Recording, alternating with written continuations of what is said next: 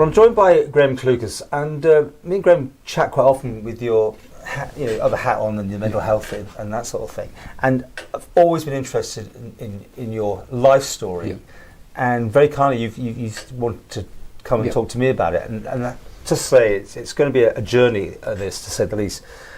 And we've done people like other people who I think people get something out of it by hearing people's stories and their mistakes and whatever. Yours really kicks off, I think, when you were very young. I mean, you found alcohol, didn't you? At an extremely young age. So I found alcohol before I was 10. Before you're 10? Yeah, it was just the environment I was in. Yeah. My step grandmother fed me eggnog laced with brandy to keep me quiet.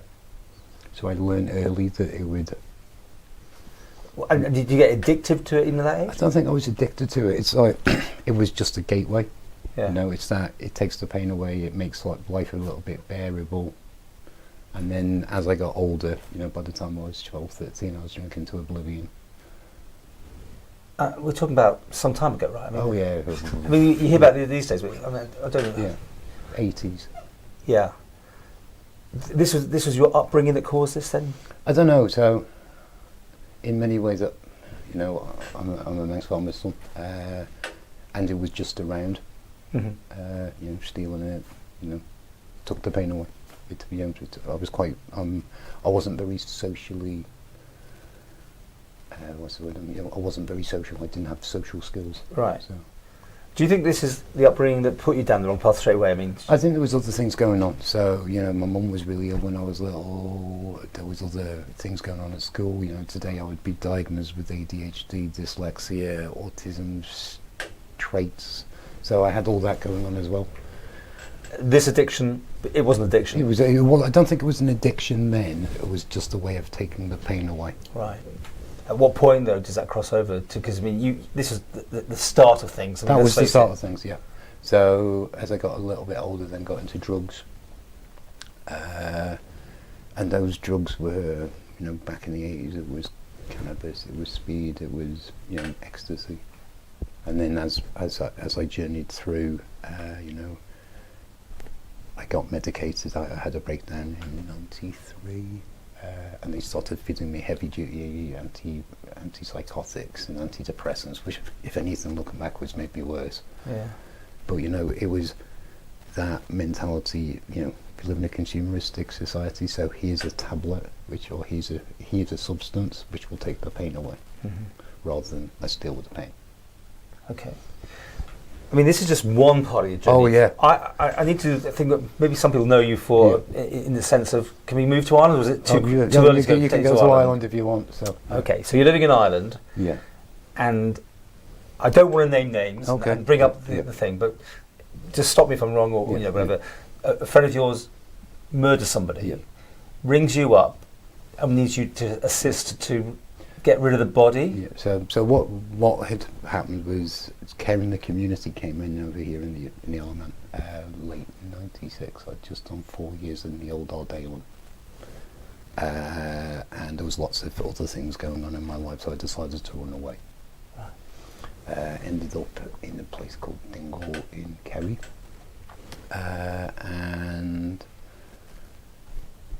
I'm extremely lonely. Bad relationships, you name it, it was all going wrong. All human beings want to feel needed and want to belong. I'm a big lad, I was a big lad, bit of a scrapper, and ended up being the enforcer for the local drug get. Oh, you were the local mafia sort of thing? Yeah, sort of. What were you going around? Collecting debt. Collecting debt. Oh, right, okay. So the writing was on the wall, so I did a geographical, got out of the town where it was all happening. I realised this is not where I want to be, and was staying the other end of Ireland, looking for jobs, thinking about coming back to the Isle of Man. And the person who did the murder rang me up and said, I've got the money I owe you, can you come to Cork? And I got to Cork, and he dropped it on me. You didn't know, it wasn't a phone call and say come down and bury the body? No, right. not at all. Okay. So I was sucked in a way. What I did was completely wrong. you know. Wrong, but naive about it. Naive. I was off my head. You know, Right. I was on loads of medication. Plus, I was off my head on drugs. So the body's put in your caravan or something, isn't it? Yeah, Or your mobile home yeah. or something. So my mobile home. So And the Gardaí got it. I turned myself in Oh, 6 right. hours later. You know. So you got some time for that. Yeah. So I was on remand for a bit. Then I got bailed back to the Isle of Man. And then I did 18 months over in Ireland. So I was in the inner city Dublin prison for 18 months. Yeah. So I mean, I can't imagine, you know, a dead body and all that sort of thing, and you calmly talk about it. yeah, it's Because did you feel completely, say, separated from the whole thing, out of it, high? I what was does one call it? I was high. I was out of it. But on many levels, you know, I'm a trained psychotherapist. I could allow it to eat me up, which I did do by taking lots of drugs for the next for many years afterwards. Or I could accept how I'm sorry, I shouldn't swear. You know, I could how bad it was. Yeah. And it's like, I should never have put myself in that place where it happened. I should never have got involved. I should never have been there. No. And it, you know. And what was prison like for you? I mean, did that get you off any of the drugs, or is that just the worst place? No. I knew I was going to be naive by saying that myself. So yeah, That's a pharmacy, basically. Isn't it? Yeah. So inner city Dublin has a bit of a reputation. So I was medicated up, so keep me It's quiet. incredible. I was the one of 400 prisoners, the only one with an English accent. So it was. Yeah, So it was quite tough in there as well. It was pretty tough at times. Yeah.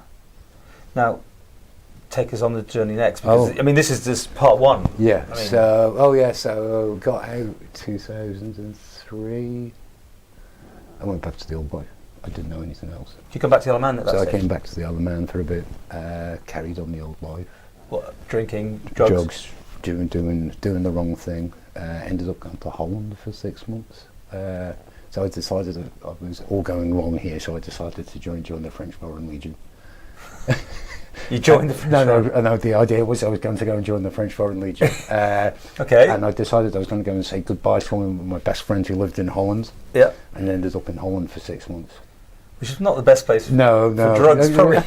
So, and when I was in Holland, it was that there was a moment of, I need to get out of this. This is not good for me.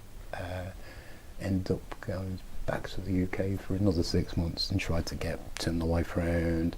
Didn't really happen. Ended up then coming back to the Isle of Man. Again, trying to turn my life around. So in this revolving door of service providers. And this is the interesting thing. You've been on the other end of this thing, and you're trying now so hard to help other people. Yeah. We'll just take a break. We'll take part two and talk about the other incident that Yeah. saw you in Victoria Road. Victoria Road, yeah. Okay, part two.